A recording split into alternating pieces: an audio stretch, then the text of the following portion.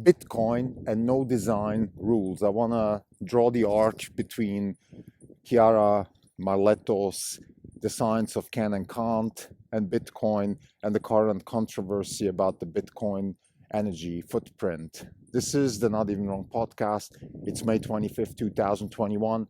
This is Krim Delco. This is the second episode of today. No updates have changed, so we're still down 16% for the year. The market is up roughly 10.5%. We're underperforming by 26.5%. I want to start with a contemporary conversation about Bitcoin and the energy footprint of Bitcoin, and then I want to relate that to the no design principle of the universe or physics, and then use the counterfactual argumentation to see where we or how far we can get here in terms of thinking and maybe even predicting how the Bitcoin community will react to the current controversy. So the current controversy is the following. The Bitcoin network has a very high concentration of hash rate in China, and its energy footprint is high, and it's not high in terms of renewable energy. So there's three problems: centralized hash rate in China, lots of energy used, and the energy used is not renewable. Actually, it's usually cheap energy, coal, etc. So that's the problem. It's being attacked by Elon Musk in particular and other people in general, but particularly Elon Musk.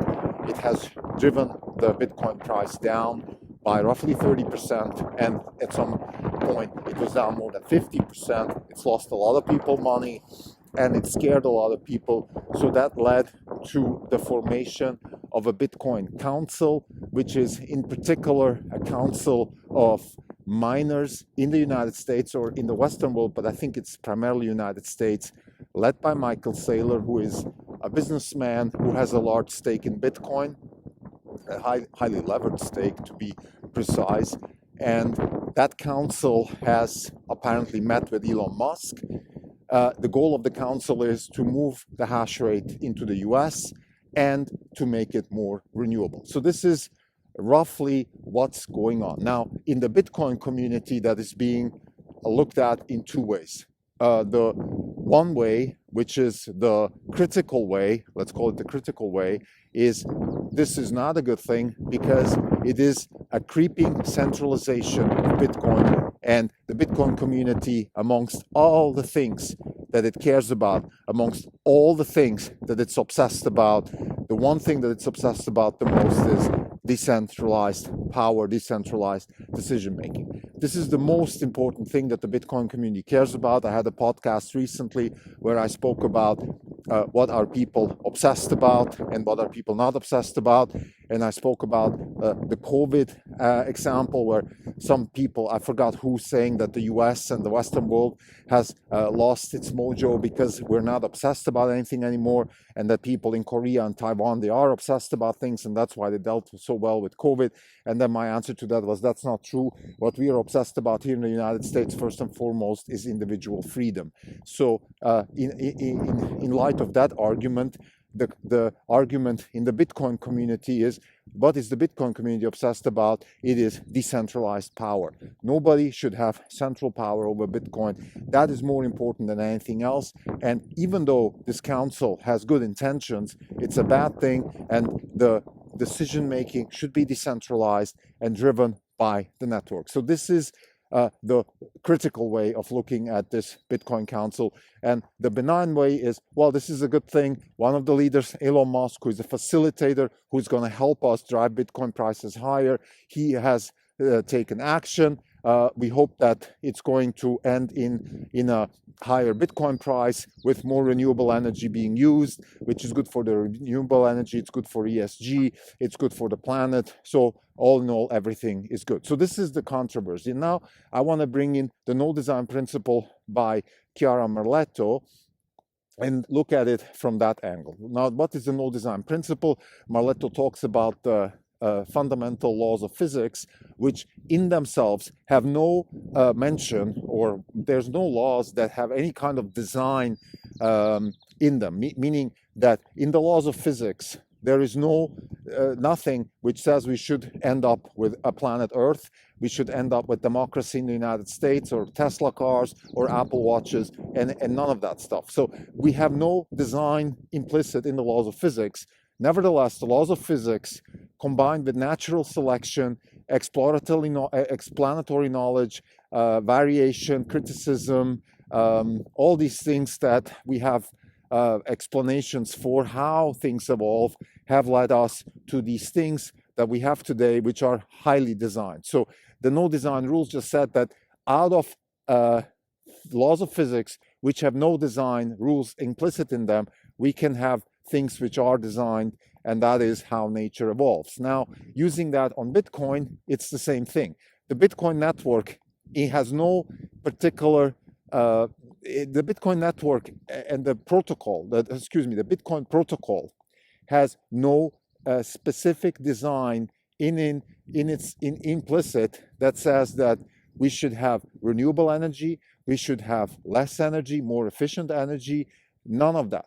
The Bitcoin protocol simply states that we have a solution for the Byzantine general problem, which is through the proof of work, that therefore we can enable a large decentralized network to make decisions and find consensus, and also make sure that every transaction which has been approved by the network is going to be put in the ledger forever, cannot be erased, cannot be changed, and that future transactions will rely on the ledger and all the information that is in the ledger. So that is pretty much what the Bitcoin network and the protocol rely on. There's no design whatsoever in the protocol which says, talks about things like we should have greener energy or ESG or any of that stuff. And the question now is, of course, well, how can a network like that or a protocol like that evolve towards a more designed future that is to our liking? Or should it? Or should we just leave it alone and let it evolve and see what's going to happen? I mean, those are the fundamental questions that I think rightly so, people in the Bitcoin community, and I don't want to call them Bitcoiners, I think that's, anyway, there's some words like FUD and Bitcoiners that I really want to stay away from. So apologize for that if some listeners might be offended by that, but I just want to stay away from that because I feel like this is not supposed to be a religious conversation or some sort of political conversation. This is simply a rational argument for or against certain actions to improve or adapt the Bitcoin protocol. So let's get back to the discussion. People in the Bitcoin community, they are rightly saying, well, look, the protocol, the way it's working is fine, and we don't need to change anything, let it just evolve. It's served us very well. There is an incident in 2017 where people were discussing the block size. It was sort of the first civil war in the Bitcoin community, and the conversation there was about block size. Should the block size of Bitcoin be reduced? The arguments pro were that if you reduce the block size of Bitcoin, then we can have more people participating in the Bitcoin network. We don't need all these massive hash farms, mining farms, and all that, because if the block size is small, we can then you don't need you don't need that much infrastructure to be part of the validation of the network. The counter argument of reducing the block size has been that it is making the network much less efficient. It takes more time. It's more cumbersome. It's more prone for errors, things like that. What happened is there was a hard fork, which means the code base of the Bitcoin protocol has been forked, and there is now this thing called Bitcoin Cash, which has a market price, and it's much lower than Bitcoin. So people say that Bitcoin Cash, or this whole idea, has lost relative to the traditional Bitcoin protocol. Now, I don't know if that's true, and this could change because it's just based on this market price, but I just wanted to throw this out because in the Bitcoin community, this incident is now being used and saying this is the second big civil war, and if we have another hard fork, then we will have another price, maybe Bitcoin Green versus traditional Bitcoin, and we will see the same effect. Now, I don't know if that's true, but the point here being is that we have a conversation, we have a fight, maybe a civil war, I don't know how, whatever you want to call it. And the question again, like I said, is, okay, should we do something or not? This is really the question. Is the Bitcoin protocol on its own a no design rule protocol that will evolve, and should we leave it alone, or should we try to design it? Now, after having sort of laid out the lay of the land here, I want to bring in my take to this. My take is that I think the Bitcoin community is well advised not to take any action. And here's why. I think Bitcoin is a bit like Christianity or the Catholic Church.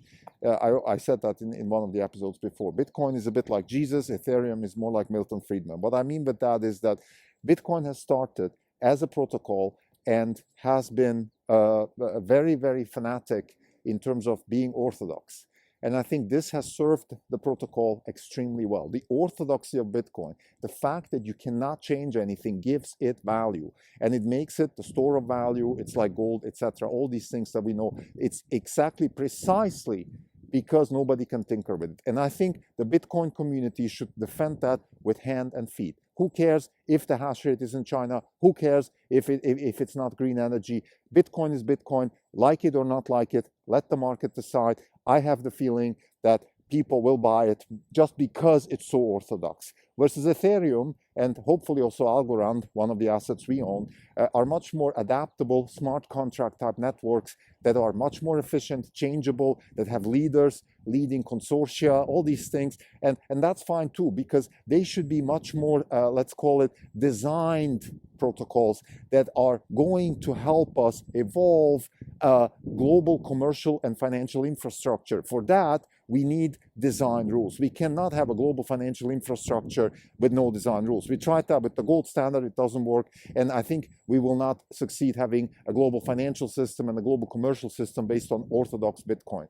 Therefore, I suggest that we have, like I said, Ethereum, and that's exactly what's happening in Ethereum. We have Ethereum 2, which is a new Ethereum, which should be much more efficient based on proof of stake. We have, like I said in many times before in this podcast, Algorand, which is actually a completely from the ground up designed protocol, which takes care of the trifecta problem of crypto protocols, which is safety, speed, and decentralization. So it wants to solve all these problems.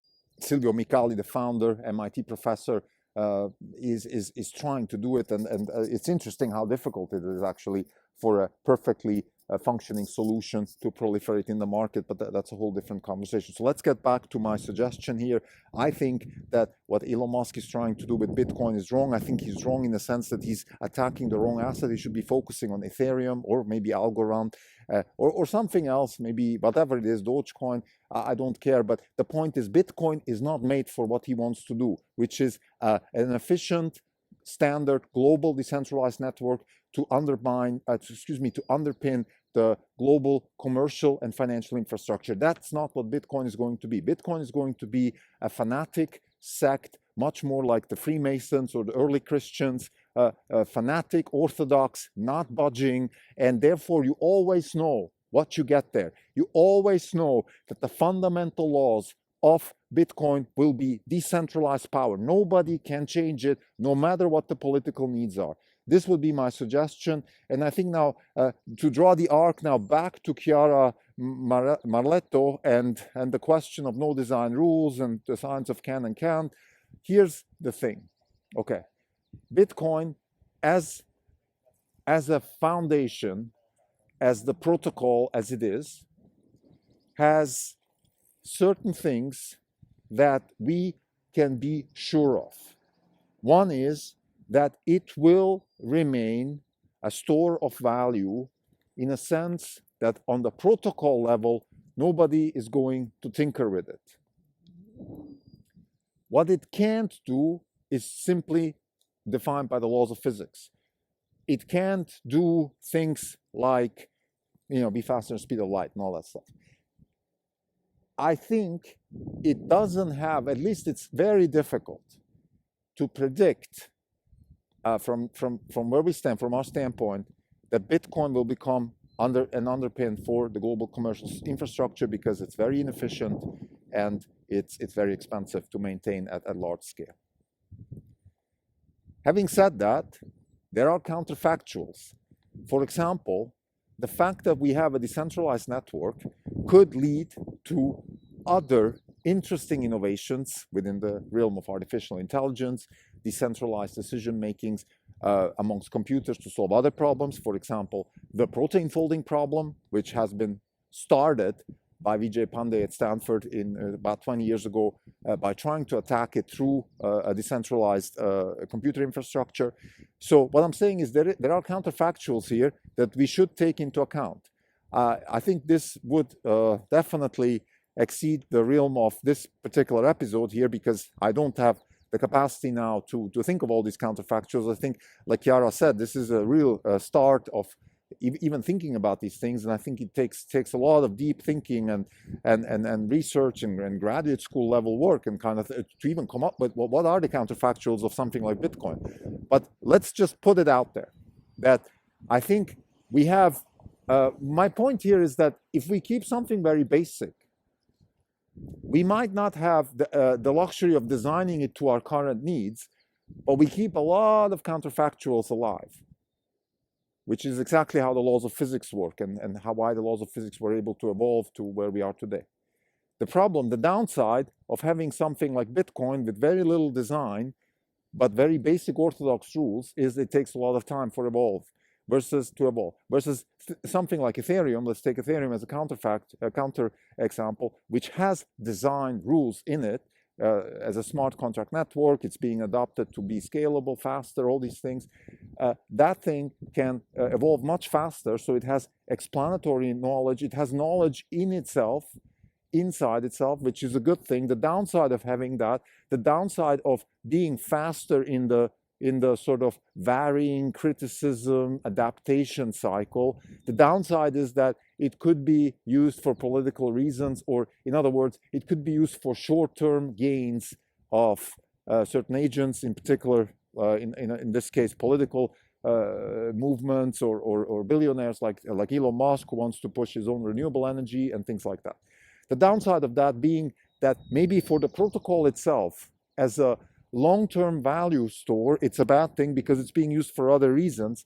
But in the shorter midterm, it's very good to have a technology like that for people that can take advantage of it and evolve into something that is good for them. And this, now speaking from our perspective, we are shareholders of Tesla. We are very much behind a movement into renewable energies for various reasons, in particular because we believe that this will generate enormous economic growth and also generate a lot of wealth.